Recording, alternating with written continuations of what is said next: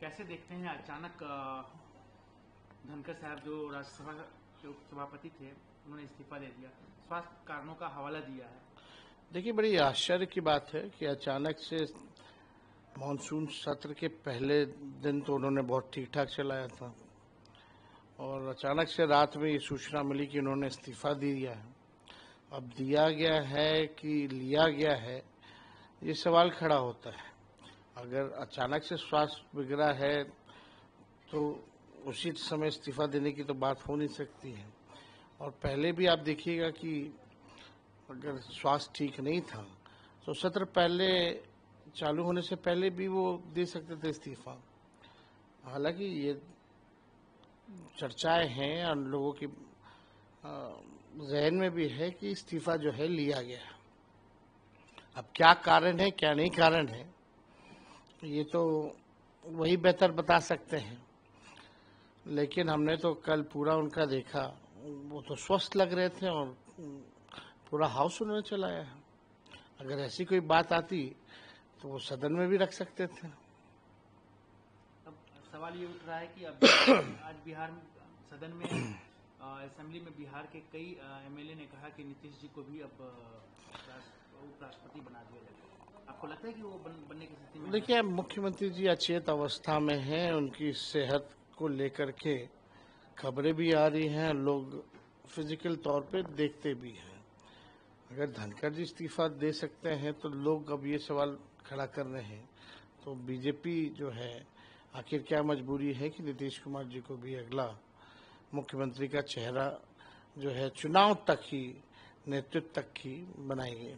हमको लगता है कि जो धनखड़ जी के साथ हुआ वो बिहार चुनाव के बाद जो है माननीय मुख्यमंत्री नीतीश कुमार जी के साथ भी वही काम जो है होगा। जो महाराष्ट्र में हुआ शिंदे जी के साथ, वही काम जो है नीतीश कुमार जी के साथ होगा, क्योंकि अमित शाह जी ने स्पष्ट कर दिया है कि चुनाव तक ही उनका नेतृत्व है। चुनाव के बाद समय बताएगा कि बिहार का मुख्यमंत्री कौन होगा। तो आप कहना चाहते हैं कि अगले धनखड़ बन जाएंगे नीतीश कुमार? ये बात तो सब लोग पहले से कह रहे हैं और हम नहीं कह रहे, अब तो अमित शाह जी ने कह दिया है। उनके आर्टिकल भी हम लोगों ने देखे हैं, उनके बयान को भी देखा है। उनका यही कहना है कि समय बताएगा कि कौन बिहार का मुख्यमंत्री होगा, अभी फिलहाल उनके नेतृत्व में रहेंगे। तो जब बीजेपी के लोगों ने ही अमित शाह जी ने स्पष्ट कर दिया है, तो आजकल तो सब सेंट्रलाइज हो रखा है, दो लोग जो चाहते हैं वही होता है। आज सदन में आप लोग पहन के पहुंच रहे हैं, उसके पीछे क्या वजह है? देखिए, काले कुर्ते का मतलब ये है कि हम लोग जो है प्रोटेस्ट कर रहे हैं और लोकतंत्र की जननी बिहार है और वहीं से लोकतंत्र को खत्म करने का प्रयास कर रही है चुनाव आयोग बीजेपी के इशारे पे। लोगों का अधिकार ही नहीं छीन रही है वोट का, बल्कि अस्तित्व को ही मिटाने में लगी हुई है। और हम लोग बिहार विधानसभा, क्योंकि बिहार का लोकतंत्र का मंदिर सबसे बड़ा है, वहाँ हम चाहते हैं कि इस इशू पे, एसआईआर के इशू पे चर्चा हो, लेकिन सरकार के लोग जो हैं भाग रहे हैं। आखिर क्या कारण है कि सरकार के लोग जो है एसआईआर पे चर्चा करने से भाग रहे हैं? सुप्रीम कोर्ट ने भी फटकार लगाई, इलेक्शन कमीशन को सलाह दिया, लेकिन इलेक्शन कमीशन अब तक जो है प्रेस कॉन्फ्रेंस उनके कमिश्नर्स अब तक जो है नहीं किए हैं। आखिर क्या कारण है? डर किस बात का है? छुप के क्यों आप ये काम कर रहे हैं? खोल के अगर कहीं कंफ्यूजन है, कहीं सवाल पूछे जा रहे हैं, तो आपको सामने आकर के इसका जवाब देना चाहिए। लोगों में असमंजस की स्थिति है। आज वोटर लिस्ट से नाम कटा, यानी पेंशन कार्ड दोगे, फिर राशन कार्ड दोगे, फिर जितने सरकारी स्कीमों का लाभ जो गरीबों वंचितों को जो मिल रहा है वो भी नहीं मिलेगा फिर। और चुनाव आयोग कौन होता है तय करने वाला कि इस देश का नागरिक कौन होगा नहीं होगा? उनका काम है प्रॉपर न्यायपूर्ण जो है चुनाव कराना, वोटर जोड़ने का काम उनको करना है। अगर कोई संदेह है, कोई आपत्ति थी, तो आप फरवरी में आपने नया लिस्ट क्यों जारी किया? और इसी वोटर लिस्ट से कई बार जो है चुनाव रखा है। 3 बार नरेंद्र मोदी जी प्रधानमंत्री बने इसी वोटर से, तो उनका कहने का मतलब क्या है? फर्जी वोटरों से बने हैं। तो ये कौन इस देश का नागरिक है, कौन नहीं है, ये तो गृह मंत्रालय तय करेगा। चुनाव आयोग का दायित्व चुनाव कराना है, निष्पक्ष चुनाव कराना है, ना कि किसी पार्टी का प्रकोष्ठ बन के किसी पार्टी के लिए काम करना है। तो इस पे हम लोग चाहते हैं की चर्चा हो और पार्लियामेंट हो या विधानसभा हो, लगातार जो है चाहे सांसद हो, विधायक हो, सब लोग सवाल उठा रहे हैं। और हम लोग क्यों नहीं उठाएंगे सवाल? जो वोटर्स हैं, जो गरीब हैं, उन्हीं के वोट से चुन करके हम लोग आते हैं। अगर उनके अधिकार को आप छीनिएगा तो हम लोग कैसे चुप बैठ सकते हैं? तो एकदम इस पे चर्चा होनी चाहिए, गंभीर चर्चा होनी चाहिए। बड़ा ड्राइव चल रहा है, 8 करोड़ मतदाताओं का सवाल है। किसी एक वोटर का भी अगर कटता है तो ये अपराध है, और कानूनी संविधान में है कि भाई 18 साल के होने पर आप वोटर रहे देश के, आप ये नहीं छीन सकते। लेकिन दिक्कतें क्या आ रही है, क्यों नहीं चर्चा होने दे रही है? और एक चीज और इसमें है कि आप लोगों को पता चला किसके वोट काटे जा रहे हैं? क्योंकि बहुत लोगों का तो छटनी हो चुका है। देखिए, हमको जहाँ तक जानकारी है कि 12 से 15% जो वोटर लिस्ट में जो नाम है ये लोग काटने की तैयारी में है। सबको पता है कि आपका मजबूत बूथ कौन सा है, किसका कमजोर बूथ है। आजकल तो सारा डेटा है, हमारे पास भी है, तो स्वाभाविक रूप से भाजपा के पास भी होगा। तो अगर 10 वोट भी एक बूथ से काटा जाएगा तो पूरे एक विधानसभा में 3200 वोट होते हैं। और पिछले बार 2020 के चुनाव में 3000 से नीचे लगभग 32 से 35 सीटें जो हैं जहां हार और जीत का निर्णय हुआ था। तो ये समझ सकते हैं बड़ी एक साजिश है, लेकिन किसी भी कीमत पे हम लोग जो है इस लड़ाई को छोड़ेंगे नहीं। मामला कोर्ट में भी है, 28 तारीख को कोर्ट का अगला डेट है, और कोर्ट का सलाह भी नहीं मान रही है इलेक्शन कमीशन। जो डॉक्यूमेंट्स मांगे जा रहे गरीबों के पास है नहीं।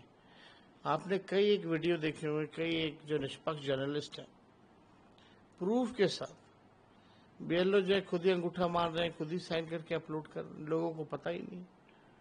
आप लोगों ने ये सवाल उठाया कि जो आदमी, जो मजदूरी है, जो लोग बिहार से बाहर रहते हैं, हमेशा आप तो वो कई कई प्रेस कॉन्फ्रेंस में या हमने चुनाव आयोग को कई बार चिट्ठी भी लिखा, ये चुनाव आयोग हमारी टीमें भी गई, हम भी गए बिहार में, कोई जवाब नहीं है इनके पास। 4.5 करोड़ बिहार के लोग जो है तकरीबन जो है बाहर रहते हैं, बड़ी संख्या है। तो कहीं ना कहीं, और ये काम जो पिछले बार एसआईआर हुआ था 2003 में, 1 से 2 साल लगे थे। अभी कैसे अब आप जो है 25 दिन के अंदर पूरा प्रक्रिया जो है पूर्ण कर लीजिएगा? हम लोग भी जाति आधारित गणना कराए थे तो 9 से 10 महीने लगे थे, उसमें कोई डॉक्यूमेंट की जरूरत नहीं थी। कहीं जगह तो लोग गए ही नहीं है। कितना बड़ा फर्जीवाड़ा चल रहा है केवल टारगेट पूरा करने के लिए, बहुत ही शर्मनाक बात है ये। तो चुनाव में इसी से जीत और हार का लिपापोती कर रही है, आई वॉश है। अब तो ऐसा लग रहा है ये आई वॉश है, जो बीजेपी देगी वोटर लिस्ट, उसी वोटर लिस्ट पे जो है चुनाव आयोग चुनाव कराएगी। एक और सवाल, बिहार में जिस तरीके से कानून व्यवस्था की हाल है, रोज आए दिन 4-5 मर्डर हो रहे हैं, आज भी हुए हैं, तो कैसे देख रहे हैं इन चीजों को? भगवान भरोसे बिहार चल रहा है। अब सरकार और पुलिस ने पल्ला झाड़ रहे कि हम आपकी सुरक्षा की जिम्मेवारी नहीं ले सकते। कई पुलिस अधिकारियों ने भी ये बयान बेतुका दिए हैं, कई सरकार में बैठे लोग जो है बेतुका बयान देते हैं। लगातार अपराध हो रहा है, गोलियां चल रही हैं, कहीं सुनवाई नहीं, कहीं कार्रवाई नहीं, हाहाकार मचा है, लोग डरे और सहमे हैं बिहार के लोग। घर अब आपका सुरक्षित नहीं है, अस्पताल सुरक्षित नहीं है, आपका दुकान सुरक्षित नहीं है, सड़क सुरक्षित नहीं है, स्कूल कॉलेज सुरक्षित नहीं है। कहाँ गोलियां नहीं चल रही है? मेरे घर के बाहर अगर गोलियां चल रही है, जो आप समझ जाइए कि जो सबसे बिहार में सुरक्षित जगह है, अब तक अपराधी नहीं पकड़ा गया, तो आप समझ सकते हैं कि क्या स्थिति है बिहार की। मुख्यमंत्री अचेत अवस्था में, ना प्रधानमंत्री कुछ बोलते हैं, मीडिया से इंटरैक्ट करते हैं, ना हमारे मुख्यमंत्री इंटरैक्ट करते हैं। जवाबदेही किसी की होनी चाहिए ना। यहाँ जवाबदेही कोई लेने को तैयार नहीं, केवल अपनी कुर्सी की चिंता है, केवल भ्रष्टाचार, पैसा कमाने में लोग लगे हुए हैं, बिहार के खजाने को लूटने में लगे हुए हैं लोग। कल आपने ट्वीट किया कि एनडीए की बैठक में आपस में सब उलझ गए, आखिर क्यों, ऐसा क्यों हो रहा है गठबंधन में? वो तो सब लोगों को पता है, सार्वजनिक चीजें हैं। ऐसा हो ही रहा है। तो एनडीए में सब कुछ ठीक थोड़ी है। एनडीए में बहुत तरह के, बीजेपी में कई गुट हैं। इन लोगों का तो केवल बिहार की चिंता नहीं, बिहार के लोगों की चिंता नहीं, ये लोग केवल अपनी अपनी चिंता में लगे हुए हैं। इनको कोई लेना देना नहीं बिहार के विकास और बिहारियों की तरक्की से। इनको बस अपनी तरक्की पसंद है और एक दूसरे को भ्रष्टाचारी कह रहे हैं। एक मंत्री दूसरे मंत्री को बोल रहे तुमने इतना लूट लिया, दूसरा मंत्री बोलते तुमने इतना लूट लिया। आप समझ सकते क्या स्थिति है। अब मुख्यमंत्री चुपचाप बैठे हुए हैं। तरस आता है मुख्यमंत्री जी पर। एक अंतिम सवाल, क्योंकि आप कह रहे हैं कि मुख्यमंत्री चिंतावस्था में हैं, वो कुछ चीज को देख नहीं पा रहे हैं। अब सवाल उठने लगे हैं पूरे देश के कि बिहार में हुआ क्या है। एक सप्ताह के अंदर दो अधिकारी जो है वीआरएस दे रहे हैं, कह रहे हैं कि चुनाव लड़ेंगे। तो इससे पहले तो ऐसे तो हो नहीं रहते। जब अधिकारी ही चुनाव लड़ने में अगर चले जाएंगे सब, तो फिर प्रशासनिक अराजकता पूरी तरीके से है। अफसरशाही पूरे बिहार में है। वही भूंजा पार्टी वाले चंद रिटायर्ड अधिकारी जो लोग हैं वही सरकार चला रहे हैं। तो आप समझ सकते हैं सब जो है अपने अपने फेरा में लगा हुआ है। पोस्ट रिटायरमेंट कोई अपने लिए जगह देखना चाहता है, कोई कुछ देखना चाहता है, लेकिन बिहार की जनता बदहाल अवस्था में मारी मारी फिर रही है। ना उनकी सुनवाई हो रहा, ना कोई कार्रवाई हो रहा, ना उनकी कोई बात कर रहा। हम लोग बात को उठाते हैं तो हम लोगों को गालियां दिया जाता है, लेकिन हम लोग लड़ रहे हैं, जनता के लिए लड़ रहे हैं और आगे भी लड़ते रहेंगे और इस सत्ता को उखाड़ के फेंकेंगे। नया सरकार हम लोग बनाएंगे, महागठबंधन की सरकार बनेगी। अच्छा सर, एक और सवाल है कि जो आप लोग की अगर मान लीजिए सरकार आती है, तो जो जितने भी आप कह रहे हैं कि ये रिटायर्ड अधिकारी लूटे हैं, ये क्या उस पर आप कार्रवाई करेंगे? आने वाले दिन में सब पे जांच बैठाएंगे? छोड़ा किसी को नहीं रहेगा, सब पे कार्रवाई होगी। और ढंग से अभी भी ईडी सीबीआई के पास एक केस है, अगर ढंग से अगर कार्रवाई करे किसी के बिना दबाव में आकर के, तो दूध का दूध पानी का पानी हो जाएगा। For more of such videos, do like, share and subscribe to ET Now Swadesh.